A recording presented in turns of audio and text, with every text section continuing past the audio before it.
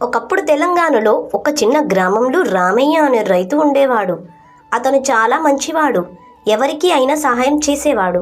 ఒకరోజు పొలానికి వెళ్తుంటే ఒక పాము చలిలో గడ్డకట్టుకొని కదలకుండా పడి ఉంది.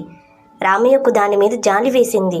అతను అనుకున్నాడు, ఇది కూడా ఒక ప్రాణం కదా, కాపాడాలి అని. అతను ఆ పామును జాగ్రత్తగా తీసుకొని తన గుడిసెలో పెట్టి కొంచెం వేడి దగ్గర ఉంచాడు. కొంతసేపటికి పాము మెల్లగా కదలడం మొదలుపెట్టింది. కానీ అది బతికిన వెంటనే రామయ్యను కాటు వేయడానికి ప్రయత్నించింది. రామయ్య ఆశ్చర్యపోయి అడిగాడు, నేను నిన్ను కాపాడాను, నువ్వు నన్నే కాటు వేయాలనుకుంటున్నావా అని అన్నాడు. పాము చెప్పింది కదా, అది నా స్వభావం, నేను పాము, కాటు వేయడం నా పని అని పాము అంటుంది.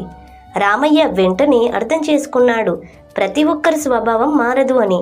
అతను జాగ్రత్తగా దూరంగా వెళ్ళిపోయాడు. ఈ కథలోని నీతి ఏంటంటే, చెడ్డ స్వభావం ఉన్న వాళ్ళను ఎంత మంచిగా చూసినా వాళ్ళు మారకపోవచ్చు. మనకు జాలి ఉండాలి, జాగ్రత్త కూడా ఉండాలి.